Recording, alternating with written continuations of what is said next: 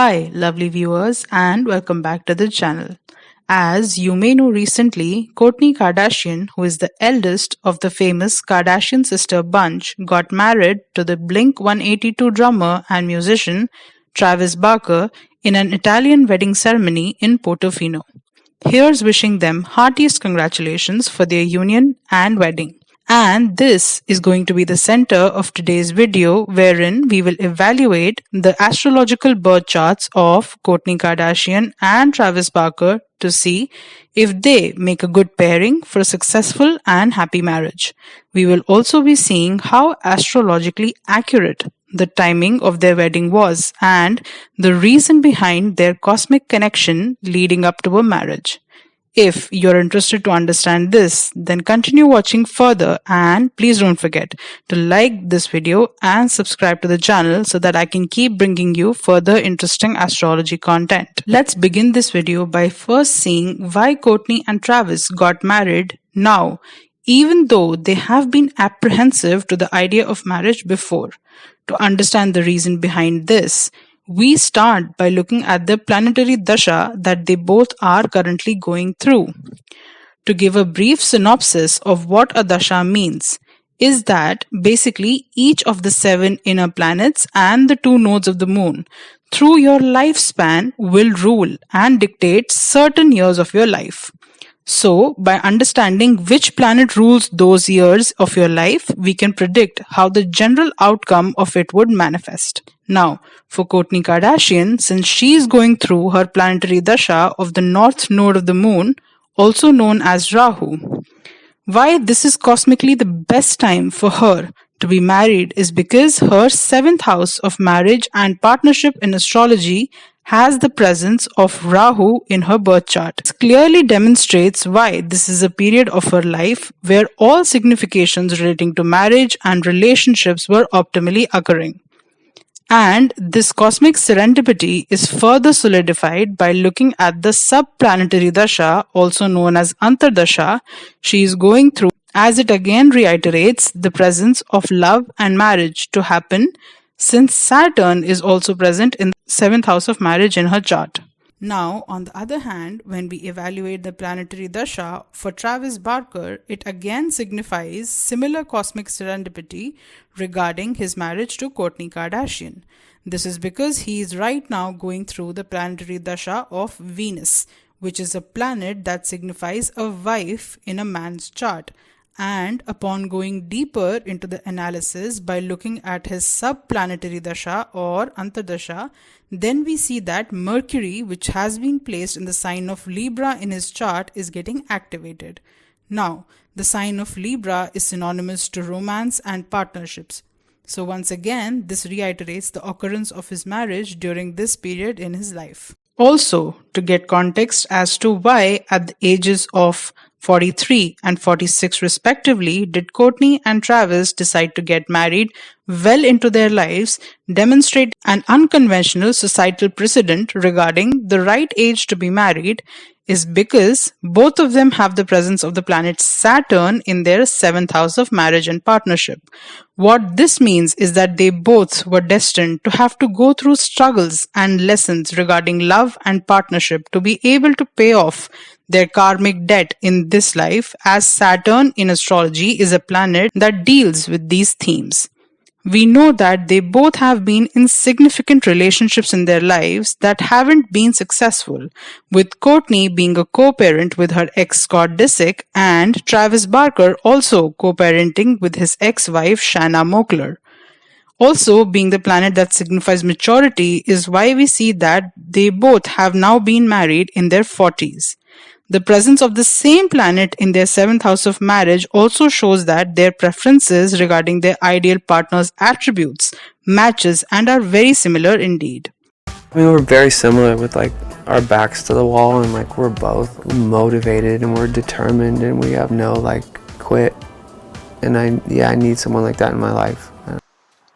I'm, spending time with a woman who's a great mom, who's a great friend, and you don't have to worry about any of those things. It just comes natural. It's like a maturity thing. I need someone that can No matter how late we stay up and whatever we do the night before, like she still wants to get up and go to the gym with me, or like go run on the beach, whatever. Like that's so important. Moving on to one of the most important parts of the video, wherein we analyze their marriage compatibility and compare their planetary placements to figure out if this match would be successful and a happy one or not. To do that, I will first give you a brief understanding on astrological axes. Now, there are 12 zodiac signs in astrology, and of these, each zodiac sign has one other sign which is directly opposite to it. That is, placed 7 positions away from itself. Now, why this is important to understand is because any sign that is placed 7 signs away from yours is going to be a sign that you will feel instantly attracted to, as it activates your 7th house of partnership and marriage. So keeping this in mind, we will start the synastry or compatibility analysis for the birth charts of Kourtney Kardashian and Travis Barker. Starting off with deciphering their sun sign compatibility, Kourtney has an Aries sun, while Travis has a sun in Libra.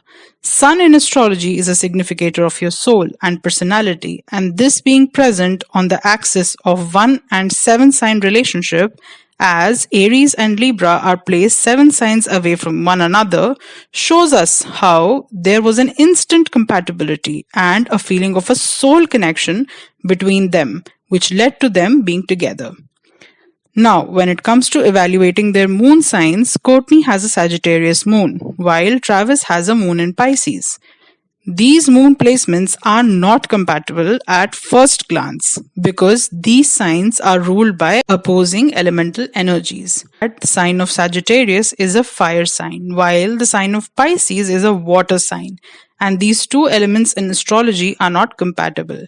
But where this isn't a complete fail in planetary compatibility lies in the planet that rules both of these signs in astrology, and that is the planet of Jupiter. Hence, you would see both of them relating emotionally to each other on aspects of religion, philosophy, knowledge, cultural curiosity, travel, and optimism.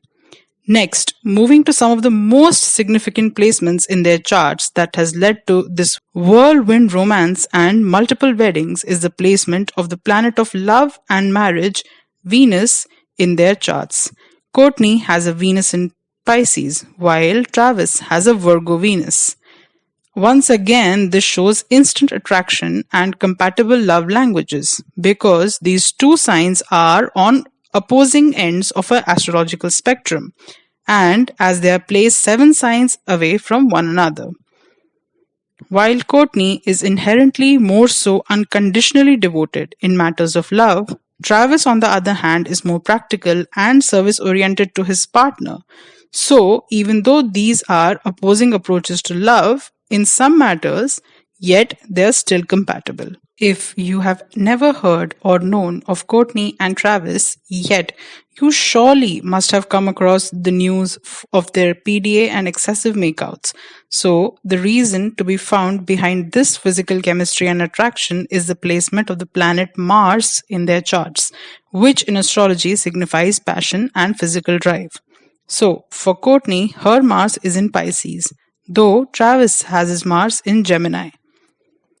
These two signs again aren't exactly compatible on paper, as Pisces is an emotional and conventional sign, while Gemini is an adventurous and experimentative sign.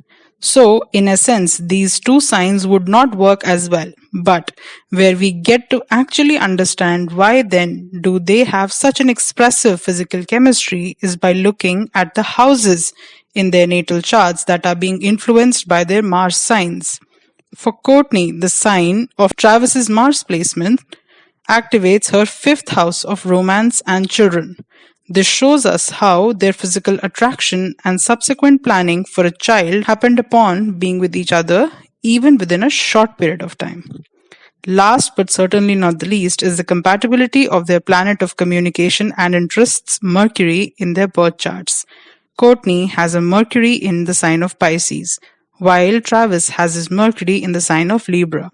Now, these signs are again not compatible according to elemental astrology, since Pisces is a water sign and Libra is an air sign. But once again, to then understand why is it that they have such good communication and chemistry, we look at the houses that are being influenced by their planetary placements in their partners' charts. For Kourtney, the sign of Travis's Mercury placement activates her ninth house of fun and fulfilling experiences, like traveling, cultural knowledge, and religious activities. This shows us that even though they might not have compatible communication styles, still, the major theme of all their interactions is fun and fulfilling, causing their bond to be enriching to each other's growth. Now that we know why these two lovebirds came together in the first place and felt so connected cosmically from the beginning, I wanted to take a look at their divisional chart, also called Navamsha or D9 chart, to analyze what the future prospects of their union looks like. So, to give a brief understanding of what this divisional chart truly is, as shown on the screen, this is a chart that has each of the planetary placements in your D1 or birth chart divided up to 9 times in order to give an even deeper and magnified perspective into your planetary placements. And this chart is especially significant because it gives invaluable insight into your marriage and married life. So, when we check the Navamsa or D9 chart for Kourtney and Travis, there is untapped knowledge of the union that is revealed. The same principle of the seventh house being representative of your marriage and romantic partnership when applied here shows us that Kourtney has the placement of planets Jupiter and Saturn in the seventh house of her Navamsa chart. This doesn't bode good news exactly because her chart ruler, Saturn, as she is in Aquarius ascendant, has been placed in an unfavorable sign of its enemy planet Sun, which rules the sign of Leo. Hence, even though Jupiter, which is the most benefic planet in astrology, is placed here, still, the presence of such troubled Saturn shows us that her challenges and karma relating to marriage and partnership will not be letting up soon. The same goes for Travis, as his planetary placements in the seventh house of his D9 chart are Mars and Ketu, and by the virtue of both of these planets being firstly malefic or basically inculcating unfavorable aspects, as well as being opposite in nature, as Mars is the planet that brings passion and drive, while Ketu being a planet that brings detachment and foregone focus, leads to dichotomy in its effect onto his marriage and romantic relationships. Both Kourtney and Travis's D9 chart shows us that their struggles with marriage are not going to be over yet, but I surely hope that all the positive omens that led to their compatibility and marriage would be potent in saving the sanctity of their sacred union. With this, I come to the end of this video and the in-depth astrological analysis of Kourtney Kardashian and Travis Barker's marriage compatibility. I hope you liked watching this video and took some value from this explanation. I would greatly appreciate if you could hit the like button on this video and subscribe to the channel, because your support truly means a lot to grow this community of astrology enthusiasts. Thank you so much for watching, and I shall see you soon with the next video. Until then, take care, you all.